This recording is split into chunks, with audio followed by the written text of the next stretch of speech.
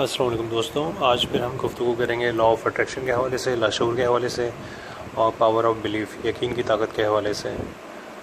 اچھا، اس سے پہلے میں آپ کو بتا دوں، چونکہ آپ مجھے جانتے ہیں، میرا نام توصیف حنیف ہے اور میرے ویڈیو بنانے کا مقصد کوئی ویوز حاصل کرنا یا یوٹیوب کے ذریعے پیسے کمانا ہرگز نہیں ہے۔ ویوز تو وقت کے ساتھ ساتھ انشاءاللہ خود بخود ہی بڑھ جاتے ہیں اور بڑھ جائیں گے اگر آپ معیاری چیز دیں، تو اس لیے یہ بات کلیئر کر دیتا ہوں میں۔ تو اب آگے آ جاتے ہیں اپنے موضوع کی طرف۔ لوگ مجھ سے سوال کرتے ہیں یا بہت سے لوگوں کے ذہن میں سوال ہوتا ہے کہ لا آف اٹریکشن یا پاور آف بلیف ایسا کیا چیز ہے جو ہم اس کے متعلق معلومات حاصل کریں اور اس پہ عمل کریں جس سے ہماری زندگی بہتر ہو جائے۔ میں آپ کو چند مثالیں دے کے واضح کرتا ہوں۔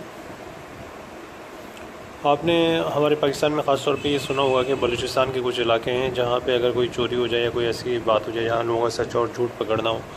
تو لوگوں کو دیکھتے ہوئے انگاروں یا کوئلوں کے اوپر سے ننگے پاؤں چلایا جاتا ہے۔ تو جو سچا آدمی ہوتا ہے وہ آرام سے چل جاتا ہے دیکھتے ہوئے انگاروں سے یا کوئلوں کے اوپر سے، اس کے اوپر انگارے یا کوئلے جو ہیں کوئی اثر نہیں کرتے اور اس کے پاؤں بالکل صحیح رہتے ہیں۔ اور جو گنہگار آدمی جیسے اس کے اوپر پاؤں رکھتا ہے تو اس کے پاؤں کے اوپر ظاہر ہے آگ کا جو اثر ہوتا ہے دیکھتے ہوئے انگاروں کا، وہ منفی اثر ہوتا ہے اور وہ زخمی ہو جاتا ہے۔ تو اس سے یہ ثابت ہوتا ہے کہ اگر آپ کا ذہن کے اندر یا لاشعور کے اندر آپ کو یقین ہے اپنی بے گناہی پہ، تو آپ اپنے جسم کے اندر ایسی غیر معمولی تبدیلیاں کر لیتے ہیں جو عام حالت میں ممکن نہیں ہوتی۔ مطلب جو چیز آپ کو یقین کی صورت میں آپ کے دماغ میں یا لاشعور میں داخل ہو گئی ہے، آپ اس کو بالکل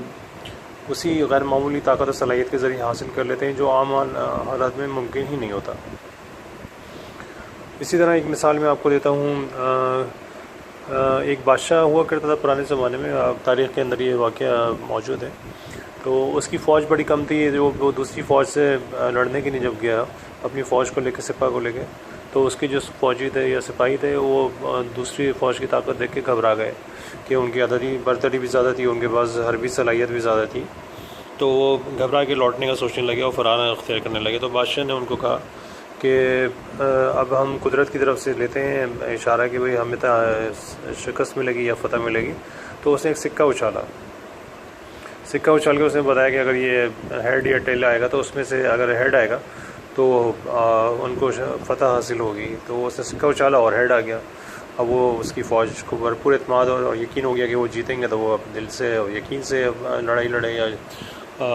جنگ کے اندر حصہ لیا۔ اس کے بعد انہوں نے اپنی مخالف فوج کو بڑی غیر معمولی انداز سے شکست دی۔ اچھا، اس کے بعد ہوا یہ کہ جب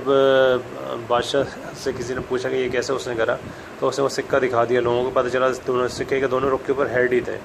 مطلب سکے کے دو رخ نہیں تھے، ایک ہی رخ تھا، دونوں طرف ایک ہی چیز تھی۔ صرف اس کی فوج کے اندر یقین کی طاقت پیدا کرنی تھی کہ وہ جیت سکتے ہیں، اور اس کی بنیاد پر انہوں نے وہ واقعہ وہ جو جنگ تھی وہ جیت لی۔ اسی طرح میڈیکل سائنس کے اندر کئی ایسے واقعات ہیں جو سائنس یا میڈیکل جرنلز کے اندر موجود ہیں کہ کچھ مریضوں کو دو حصوں میں، مطلب ایک ہی مرض کے دو مریضوں کو دو حصوں میں تقسیم کیا گیا۔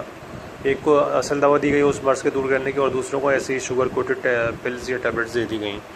اور پھر ان کو وہ 6-7 دن کا کورس کرایا گیا۔ تو وہ حیرت انگیز تھا، اور ان کو دونوں مریضوں کو یا دونوں جو حصے کیے گئے تھے مریضوں کے حوالے سے، تو دونوں کو یہ بتایا گیا کہ بھائی آپ کو اصل دوا دی جا رہی ہے اور بڑی بہترین دوا دی جا رہی ہے جس سے آپ کا مرض دور ہو جائے گا۔ تو حیرت انگیز بات ہے، جن کو صحیح دوا دی گئی تھی وہ تو صحت یاب ہو ہی گئے، اور جن کو صرف شوگر کوٹڈ یا صرف شکر پر اپنی ٹیبلٹ دی گئی تھی، فرضی ٹیبلٹس،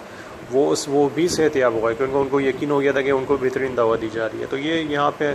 آپ کے پاور آف سب کانشیس یا پاور آف بلیف یعنی یقین کی طاقت اور لاشعور کی طاقت کام کر گئی۔ بتانے کا مقصد یہ ہے کہ جو بھی پاور یا طاقت آپ کے ذہن میں سے آپ کے جسم میں منتقل ہوتی ہے، وہ اگر آپ کا یقین اس کے اوپر ہوگا تو وہ اس پہ ضرور عمل ہوگا، چاہے وہ کسی بھی قسم کا آپ یقین رکھیں۔ آپ اگر منفی نتائج کا آپ یقین رکھیں گے یا ایکسپیکٹ کریں گے یا توقع رکھیں گے تو آپ کو منفی نتائج ملیں گے، اور اگر آپ اچھے نتائج کی توقع کریں گے تو آپ کو اچھے نتائج ملیں گے۔ تو ہمیشہ یقین جو ہے اچھی چیزوں پہ رکھیں۔ آپ اگر یہ یقین رکھیں گے کہ آپ دولت مند بننے والے ہیں، آپ کو خوشیاں ملنے والی ہیں، تو اگر آپ اس پہ مصمم یا پکا یقین رکھیں گے تو یقین مانے آپ کو دولت مند بننے یا خوشیوں سے بھرپور زندگی ملنے سے کوئی نہیں روک سکتا، اور انشاءاللہ آپ کو تمام نعمتیں حاصل ہوں گی اگر آپ یقین پکا رکھیں گے اپنا۔ اور میں یہاں آپ کو ایک آسان طریقہ بتا دیتا ہوں دولت مند بننے کا۔ آپ تقریباً 3 سے 6 مہینے تک یہ عمل کریے گا، اور آپ ویسے ہی 2-3 مہینے میں آپ کو رزلٹ نظر آ جائے گا۔ اگر آپ چاہتے ہیں آپ دولت مند بننا چاہتے ہیں اور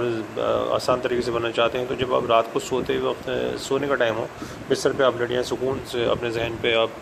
کا ذہن سکون میں آ جائے، تو پھر آپ اپنے آپ کو اس طرح کے افرمیشنز یا سجیشنز دیں کہ میں بہت زیادہ دولت مند اور امیر انسان ہوں، میں بہت زیادہ دولت مند اور امیر انسان ہوں، میں بہت زیادہ دولت مند اور امیر انسان ہوں۔ تو اس طرح کہتے کہتے سو جائیے، اور اس کے بعد پھر جب آپ مطلب یہ عمل آپ تقریباً 3 سے 6 مہینے تک کریں گے، تو آپ خود دیکھیں گے 2 مہینے کے بعد ہی آپ کے اندر تبدیلی آنا شروع ہو جائے گی، اور آپ کی زندگی کے اندر ایسے حیرت انگیز حالات اور واقعات رونما ہوں گے جو دولت کو آپ کی زندگی میں لازماً لا کے شامل کر دیں گے۔ اس حوالے سے اگر کوئی سوال کرنا ہو تو آپ مجھے میرے نمبر پہ کانٹیکٹ کر سکتے ہیں 0321296000، یا نیچے آپ کمنٹس میں بھی دے سکتے ہیں۔ اور یہاں چونکہ میری ویڈیو بنانے کا مقصد یہ ہوتا ہے کہ آپ کو عام فہم انداز میں آسان طریقے سے وہ چیزیں پہنچائی جائیں جس سے آپ کو فائدہ ہو،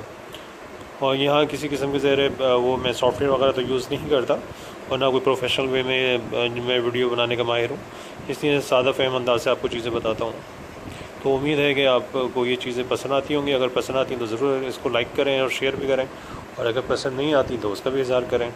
تاکہ اس میں مزید امپرومنٹ یا ایسے انداز اختیار کیا جائے جو آپ کے لیے بہترین ثابت ہو۔ شکریہ، اللہ حافظ۔